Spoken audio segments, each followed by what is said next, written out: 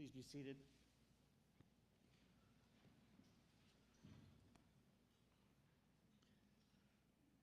Who may ascend the mountain of the Lord? Who may stand in his holy place? He who has clean hands and a pure heart, who has not taken a false oath by my life or sworn deceitfully. He shall carry a blessing from the Lord, a just reward from God his deliverer. Such is the circle of those who turn to him, Jacob, who seek your presence. Selah. My name is Rabbi Aaron Boxt, and I, on behalf of the family, thank you for being here to support the family as we remember the life of Rabbi Ze'ev Harari. Unfortunately, I didn't know Rabbi Ze'ev very well. I only got to know him a little bit over the last few months, but I've actually been a part of Carmit's life for over 20 years. We worked together with Hillel years and years ago. Had I never known who her father was. As a matter of fact, I didn't even know who her father was when I found out that Rabbi Ze'ev Harari was the rabbi here. And then I met him. And the moment I met him, I was like, yeah, this is Carmit. He was a lovely man who was gracious and thoughtful, incredibly intelligent, and a man that really helped to build this building. And if you look around, he is here everywhere. As I didn't know Ze'ev very well, the family has asked that Rabbi Kamen from Gainesville, who had a very long-lasting relationship with Rabbi Harari, to lead our service. So now I'd like to turn the service over to my colleague, Rabbi Kamen.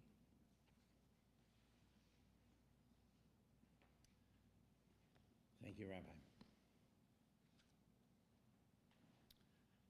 Our people respond to death with a blessing. In fact, as Jews, we have a blessing for everything in life. We have a blessing when we get up in the morning. We have a blessing when we go to sleep at night. And this time, as a special blessing, Baruch Dayan HaEmet. Literally, it means praised is the judge of truth, but essentially, it underscores our realization, our recognition that there is much beyond our control. And we gather here today with heavy hearts, with great emotion, understanding or not understanding, in fact, exactly why it is or how it is we must be gathered here together. Adonai Natan v'Adonai lakach yehi shem Adonai mevarach. The Lord is given, the Lord is taken. Praise be the name of the Lord. This time of the year carries with it in Jewish tradition a special reading. It is the book of Ecclesiastes, which appears on the Sabbath of Sukkot. And let me share with you some words from Ecclesiastes chapter 3. A season is set for everything, a time for every experience under heaven. A time for planting, a time for reaping, a time for keeping, a time for loving, a time for embracing, and a time for healing. A time for laughing, and a time for weeping. A a time for dancing, and a time for wailing, a time for giving birth, and a time for dying, a time for speaking, and a time for silence, a time for seeking, and a time for losing.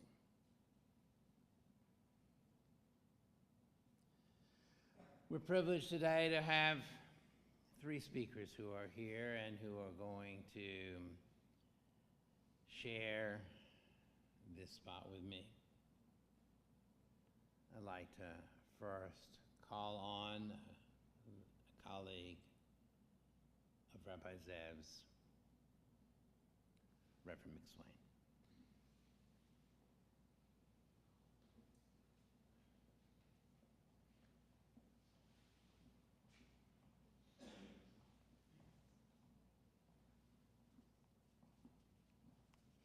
Shalom. Thank you. In the nascent years of Christianity, oftentimes one of the foundling churches sent greetings to one another, to another church, such as the church at Corinth to the church at Ephesus, via a letter often beginning or containing words like these: "The brothers and sisters of the church in Corinth send you their love." The letter might wax on for a mercifully few brief paragraphs, or an insufferably long tome that you thought would never end. In the spirit of that tradition, however, on behalf of the church located about 50 feet or so that away, I'd like to offer these words to Temple Beth Shalom. The brothers and sisters of First Congregational United Church of Christ send you their love. Rabbi Ze'ev Harari, henceforth and forever to me, Ze'ev, was my colleague and my friend. Colleague as clergy, leading our respective communities of faith, and at times each other's communities of faith. And friends because we trusted each other. Did you catch that? We trusted each other. Trust became the hallmark of our friendship. Not only the trust we had in each other, in presuming that our words and actions were sound and based on solid ground, even if at times we didn't always fully understand each other initially, but how we worked together with both of our congregations materialized that trust.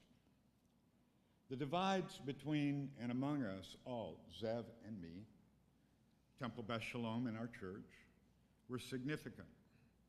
A language barrier, although his command of English was a sight better than my command of Hebrew, given that I know only 4 Hebrew words, and 3 of them are probably Yiddish and don't belong in this place.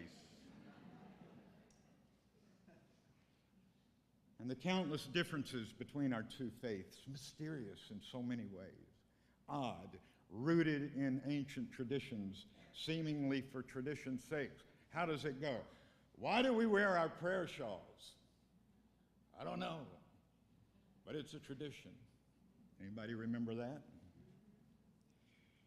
And we must admit, although confessing would do us more good, that in addition to not understanding each other for decades, centuries of mistrust between our two faiths have combined to elevate prejudice as natural, commonsensical. Because as everybody knows, that's how they are. And you know who they are. But not to Ze'ev.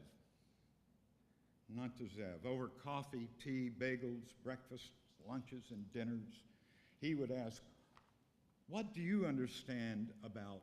And our discussion might lead to some feature of the Christian or the Jewish faith, Israeli and American government and politics, roles and relationships between religion and politics in America, but mostly, how do we foster trust among our two congregations? And while you may judge his gentle manner as chameleon-like, think again. Look around you. Look where we are. Look where we are. Look what we have created. Ocala Tree of Life Sanctuary. I will forever hold in my heart that we never could have created this place without Ze'ev, without the trust that he encouraged, exemplified, and modeled. Will you excuse me? I have to do this every once in a while. Not that such trust was some Pollyanna glad game, let me tell you that. Ze'ev and I had an occasional tete-a-tete, but they were always transcended in trust, not only in the generalized basis of truth-telling, but upon which assembles what I call the bob-and-weave index. That refined, flexible, self-assured, trusting, horizon-aimed, immediate and forever faith in each other, that we could trust our communities of faith to each other, trust each other's pulpit to each other, the relational catalyst of our Ocala Tree of Life Sanctuary. Remembering the number of occasions that Ze'ev and I appeared in public forums, stage, airways, print, is impossible, but I clearly recall having no idea so many times what would occur at those events, what questions we would field, sometimes questions nothing other than ugly invective fashioned to belittle and to condemn one or both of us. But I never worried about that, never worried for a second. I never worried about those moments because I knew that we'd vamp our way through, trusting each other within the sanctity of our own traditions and our mutual respect and our honor. I have words to share with you two in just a minute, but I want you to permit this. The renowned American theologian Matthew Fox, formerly of the Roman Church's Dominican order, excommunicated, now an Episcopal priest, offers an equation that, to my understanding, is very important to what we do here at Tree of Life Sanctuary. In the great lineage of Dietrich Bonhoeffer, Pierre Teilhard de Chardin, and Thomas Merton, Matthew Fox equates the words faith with the word trust. Faith and trust, maintaining that faith focuses on an ascent to ideals, whereas trust focuses on the strength of relationships. In that sense, he preferred the word trust to the word faith. Perhaps this works for you. Give it some thought. Strength of relationships. Strength of relationships. Thus, Lynn and Carmi, we grieve your loss of your guy. We grieve your loss of your dad. Not just as some assent to ideals of what we're obliged to do when somebody dies. We grieve within you, sharing in measure a portion of the bitter cup that you must drink, knowing in measure its pungent, bitter flavor for ourselves as your heart, our heart. And if for a moment I may don both my pastoral and my rabbinic roles,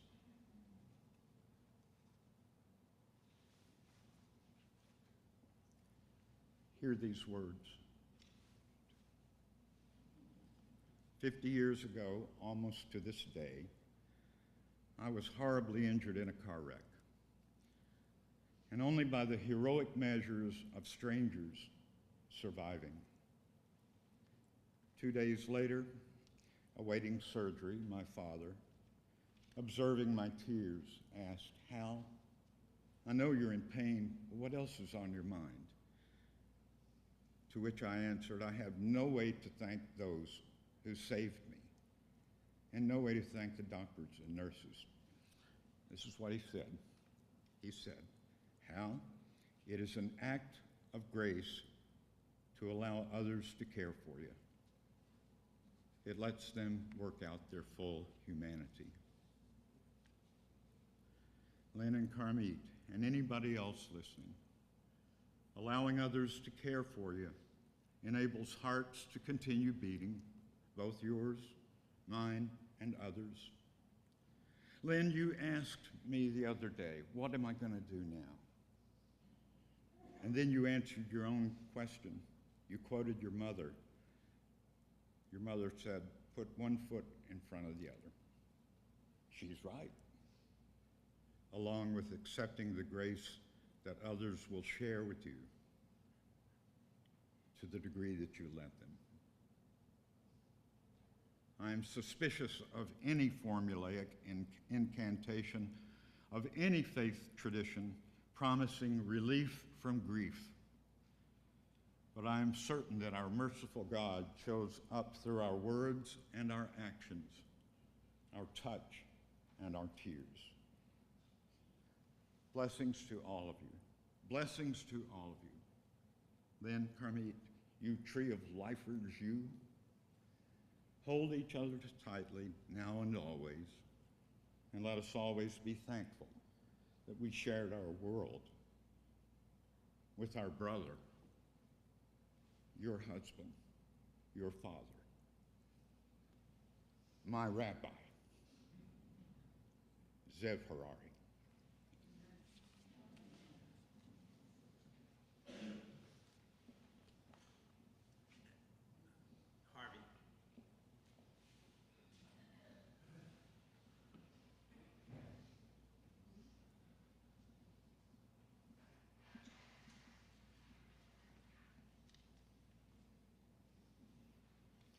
I first met Rabbi Ze'ev Harari on a Skype call.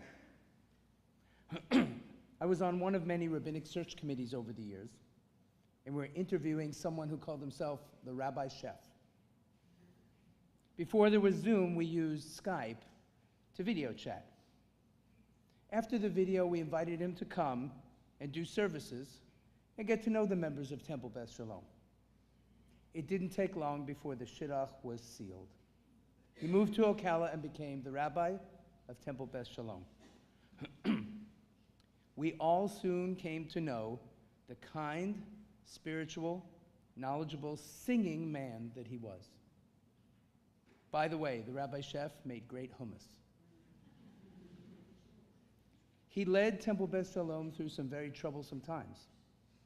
He taught us to be kind to each other, to experience God and spirituality through song and joy, and helped us heal as a community. Ze'ev loved to sing, and he especially loved to sing a Debbie Friedman song. Any Debbie Friedman song. He was a personal friend of hers, and he carried the torch after she left us. Temple Beth Shalom is indeed well-versed in the Friedman repertoire. I'm sure he and Debbie are still singing together today. I'll always remember him when I hear certain melodies, and I'll always remember what he taught us about the 150th Psalm. It's the last in the book of Psalms, and it sings of praising God with trumpets and harps, timbrels and dance, cymbals and flutes, because when we are finished with words, there is music. He taught many of us many things. He taught the children to open the ark for Aleinu and give each one a piece of chocolate as a reward. They all looked forward to that. He was especially proud of his bar and bat mitzvah students and his conversion students. Bringing each of them into Judaism was a sacred task for him. Rabbi Harari officiated at my son Spencer's bar mitzvah, and I know that it meant a lot to Spencer to have a man like Ze'ev Harari as a Jewish mentor. he always found a way to weave humor into what he was doing. When we were finishing up with that Skype interview I spoke of, Rabbi Harari said he thought this was a good match because we were looking for a rabbi and he was one. He would often finish services by saying, "We will now turn to the closing hymn." It's called the closing hymn because it comes at the end of the service. In addition to being my rabbi, Ze'ev Harari was also my patient. I treated him for a variety of conditions, and once I removed a kidney stone. And in the recovery room, he started having chest pain, and it turned out he was having a heart attack. They took him to the cath lab, opened his artery immediately, and he did fine. Afterwards, I heard the wisdom of Rabbi Ze'ev Harari. He said, quote, "I picked the best place in the world to have a heart attack." He served not only the Jewish community, but the Ocala community at large. One of my patients recently told me he was a counselor at Alcoholics Anonymous. I never knew that, and I never knew the extent of his kindness and giving. We should always look to his example. One song of Debbie Friedman he liked was Shalom Aleichem. He said it was the last one she wrote, and I think he would like us to sing it together. So please sing with me the chorus of Shalom Aleichem. We'll do it twice. See how I can do, right? Shalom Aleichem, Shalom Aleichem, Malachei Hasharet, Malachei Elyon, Mi Melech, Malchei Hamlachim, HaKadosh, HaKadosh Baruch Hu. One more time. Shalom Aleichem, Shalom Aleichem, Malachei Hasharet, Malachei Elyon, Mi Melech, Malchei Hamlachim, HaKadosh, HaKadosh Baruch Hu. Goodbye, my dear friend. Zichrono levracha leolam va'ed. May his memory be a blessing forever. Thank you.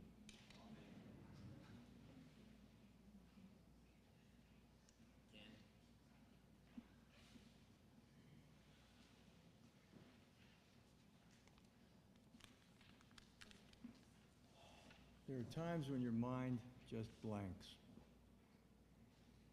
And one of those times was when I got the call in the wee hours of Monday morning. One of those times was when I got the call in the wee hours Monday morning. The Ze'ev had passed. It was the first day of the festival. Somewhere I'd read or heard that tzaddikim may pass on the first day of a festival, a righteous person. And Ze'ev was a righteous person. He was quiet in his works, how he helped people, as Harvey just said. When I lost my mother, he was there. He was there for me. And afterwards, we were talking, and he gave me some advice, which really helped. And that was, he said, don't remember the difficulty. Remember the good times. And as simple as that sounds, it was profoundly comforting to me. So, Ze'ev, thank you for your kindness to me, to my family, kindness to this congregation and all of its members. And Ze'ev made an impact outside of this congregation. He was active in interfaith. He was also active at Congregation B'nai Israel. And one of the first people I called was Rabbi Kamen. I'm thinking, oh boy, a first day of a festival, he's not going to answer. No matter, I'll see him later today. He responded to me. Ze'ev was just that kind of guy, compassionate, loving, and very self-effacing. He had the driest sense of humor, never at anybody else's expense, but he poked fun at himself in a gentle way. And many times, we've been sitting here in services and we get a chuckle from him. Something he said, some way he delivered it, his timing was always very good. I'll miss him driving with us to Gainesville. That was our time for many years. We talk about a lot of things, a lot about Israel and Israeli politics. He kept me up to date. He'd be reading from his phone something from Harari, a newspaper, and we'd be discussing the state of affairs, solving them, of course, resolving everything. But this is my memory of Ze'ev.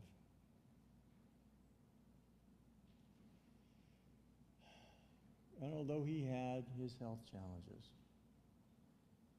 I don't think he ever really slowed down.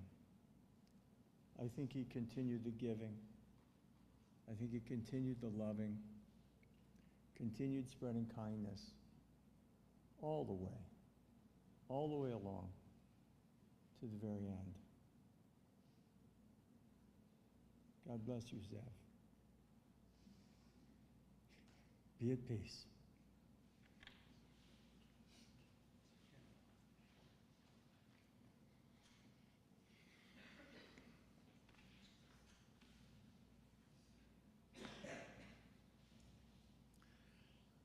From Psalm 103,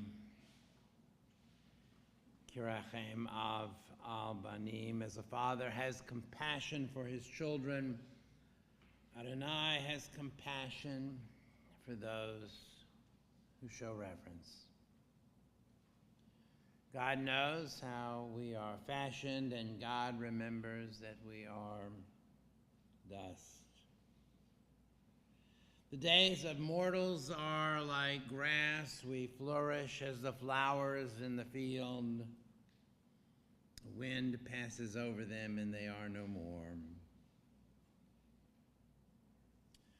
Adonai's compassion, however, is everlasting. God's kindness to children's children, to all the reverent ones, endures age after age, unchanging.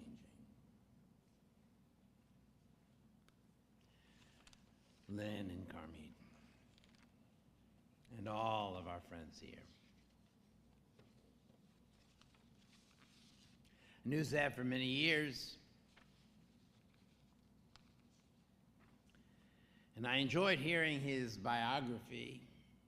We never talked much about where we had come from.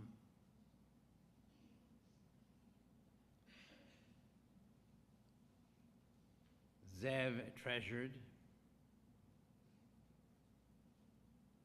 the relationships in his life. Lynn called him soulmate. Carmine called him treasured father.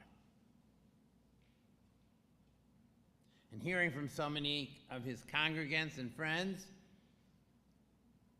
he called him their rabbi, their friend. But he was an uncle of Adi Asaf Ayalon and Asnat Amir Dahan, great uncle of Tal, Gili, Or Ayalon, and Rani and Noam Dahan, cousin of Dita Bar Tov, Merab Balaz, Noam Bar Tov, Gilad Bar Tov, and families, former husband of Rabbi Laura Schwartz Harari. Ze'ev was born and raised in Haifa. He attended Leobeck High School, and there he was exposed to Reform Judaism while studying abroad in Newton, Massachusetts during his junior year, and this led to his involvement in the founding of the Israel Movement for Progressive Judaism, the Reform Movement's sister movement abroad. After serving in naval intelligence in the Israel Defense Forces, Rabbi Harari went on to earn a master's degree in Hebrew literature from the Hebrew University, and then to study for the rabbinate. And he was among the first Reform rabbis ordained in Israel through Hebrew Union College, Jewish Institute of Religion, and I understand he's honored to have some other colleagues here with him today. Rabbi Harari served as rabbi of 3 congregations in Israel before moving to the States in the 80s, and he had a 40-plus year-long career, serving congregations throughout the Midwest and Southeast, teaching religion at various colleges throughout the country, and youth advisors for Telem Noar, the Israeli Reform Movement. Rabbi Harari worked on the first Israeli Reform prayer book, was first editor of the Israeli Reform Movement's newsletter. He was a leader in interfaith work in northern Israel and spent summers teaching youth at URJ camps. Rabbi Harari loved music and singing, as you all know. He believed that music should be participatory and connect people to liturgy, psalms, and texts. And he incorporated that music into his services and into his general life.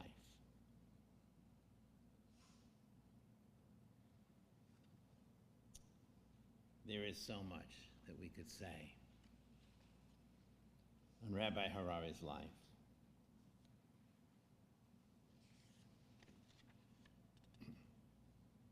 I knew him as a colleague, much like you knew him. In fact, I would call him a chavruta, now not in the traditional sense that we studied together, but we learned from each other.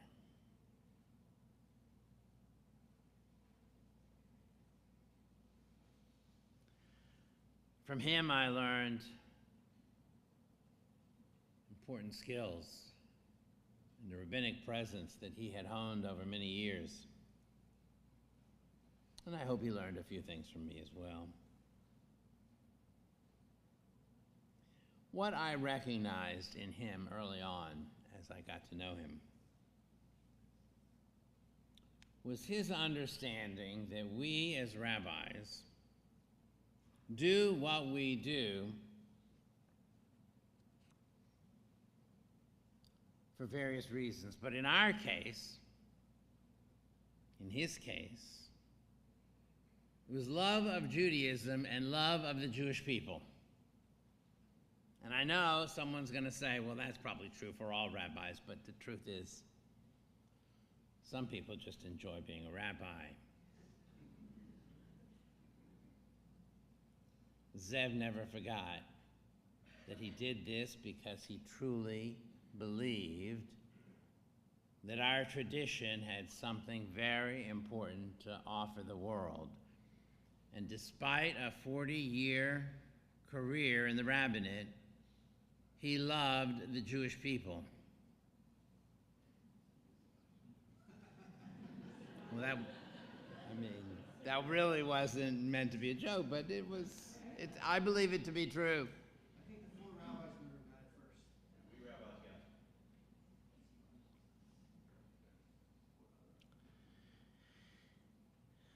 That was Ze'ev.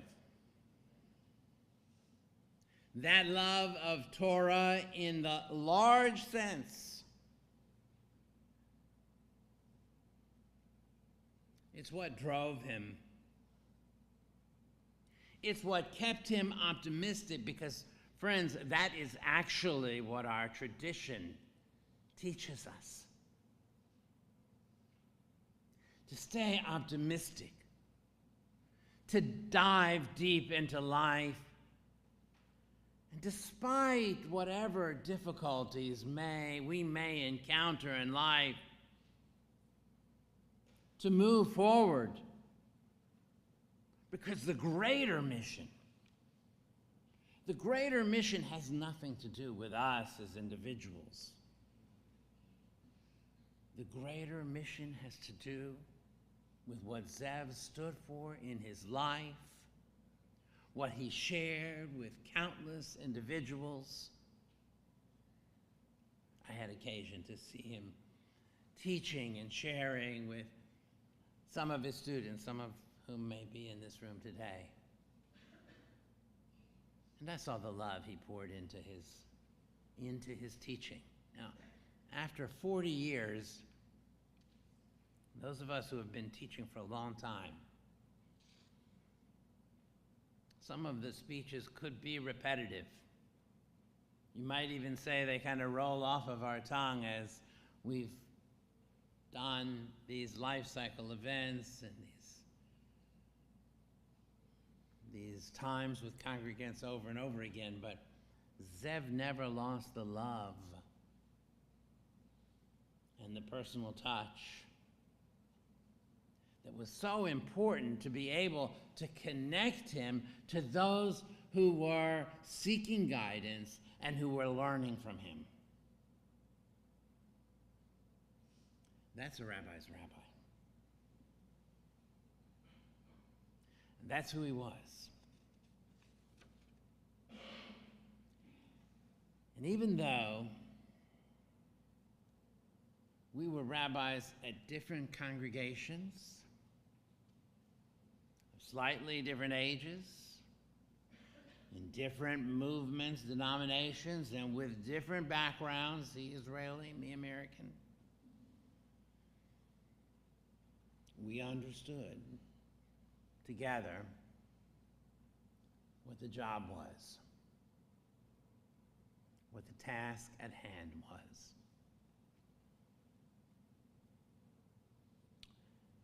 And as sad as I am, and was this past Shabbat, not to have Ze'ev with me, I was comforted to have Carmit with me this Shabbat. But as sad as I am not to have Ze'ev with me on Shabbat, because he was a constant presence,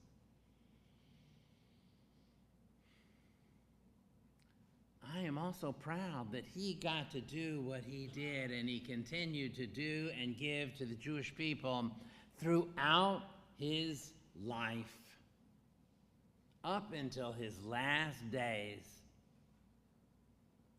He was a rabbi, and he represented. What more could be asked?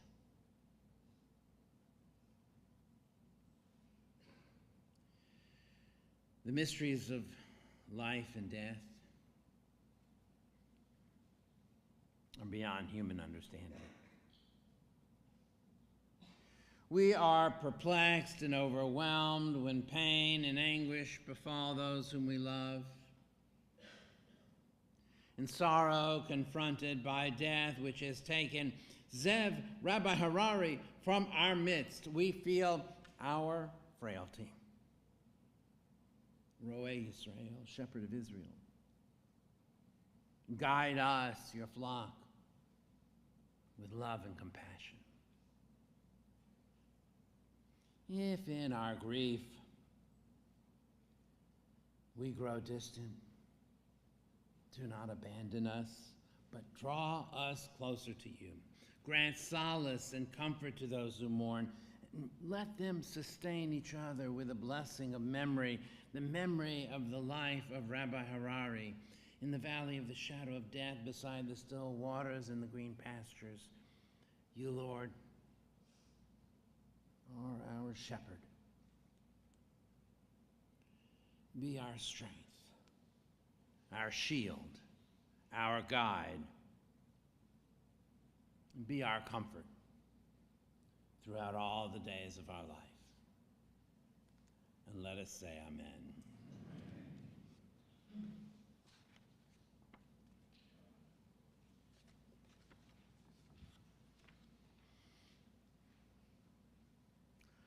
Harvey told me that Rabbi Harari loved to sing the 23rd Psalm. But unlike Rabbi Harari, I'm not really a singer.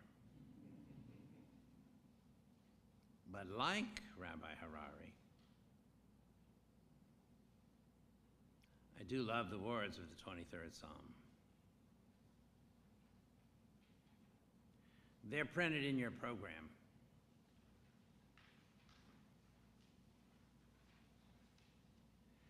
And I'm going to invite you to read these words in English along with me. The Lord is my shepherd, I shall not want. He maketh me to lie down in green pastures. He leadeth me beside the still waters. He restoreth my soul. He leadeth me in the paths of righteousness for his name's sake. Yea, though I walk through the valley of the shadow of death, I will fear no evil, for thou art with me. Thy rod and thy staff, they comfort me.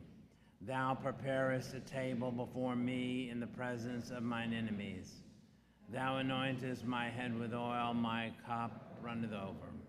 Surely goodness and mercy shall follow me all the days of my life, and I will dwell in the house of the Lord forever. I invite you to rise now for El Mole Rachamim.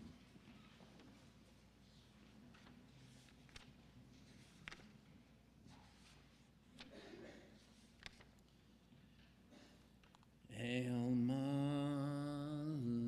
Rachamim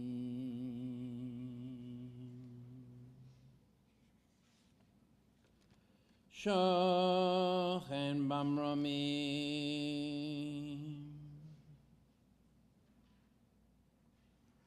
Hamse Menucha Nechana Takat Kanfe Heshkinah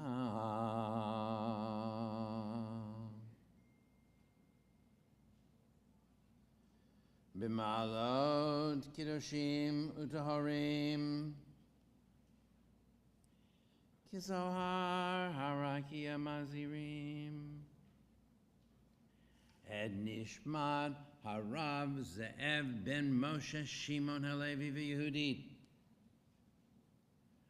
Shahalach la'olamo Began Eden Dehemenuchato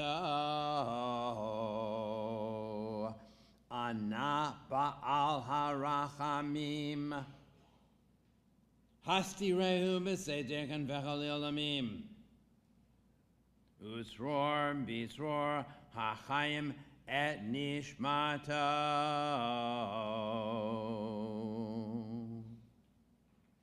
Adonai Hu Nachalato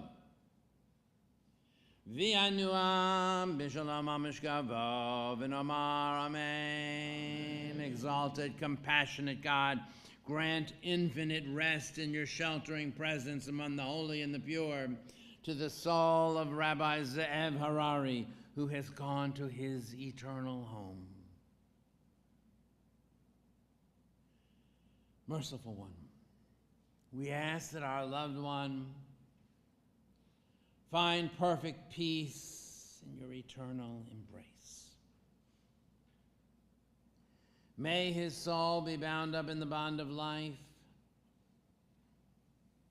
May he rest in peace. And let us say amen. You may be seated.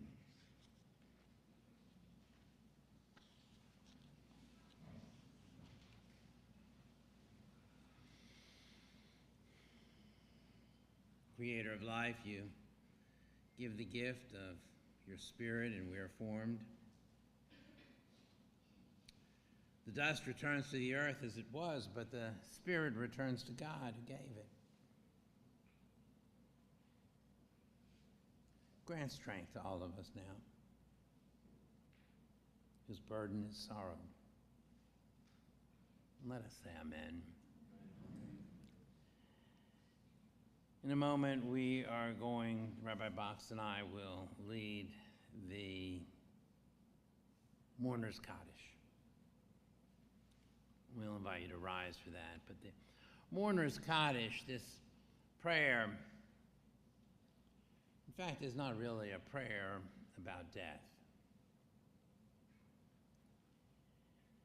It is a prayer of God's greatness, but even deeper, it is truly a prayer of faith. It is a way of asking for strength when we have no strength. It is a way of reminding ourselves of blessings when we feel bereft. And its concluding line is a prayer for peace. Because above everything else, we Jews pray for peace, not only for the entire world, but a kind of inner peace as well. We need that inner peace now. Rabbi Box. If you'd like. Mitch, Michael. Okay, yes, of course. His brother Aki and his sister-in-law Rena.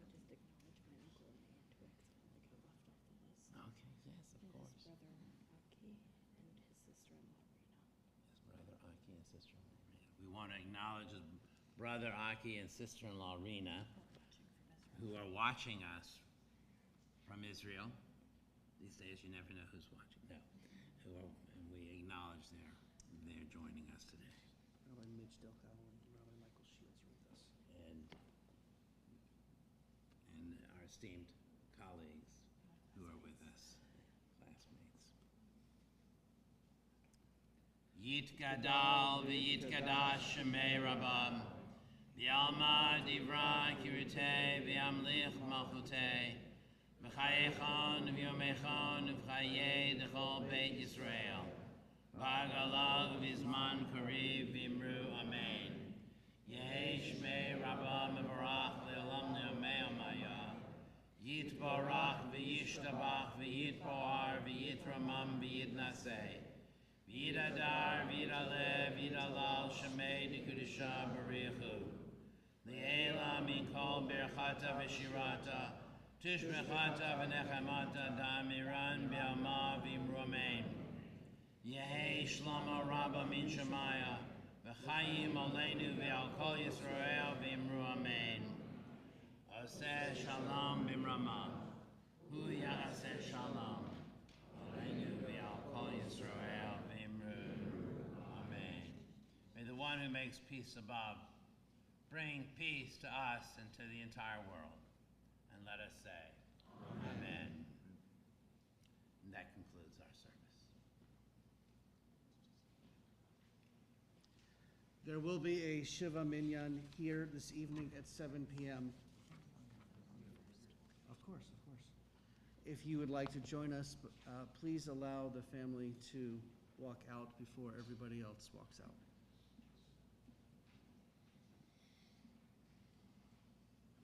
The Shiva Minyan will not be live streamed.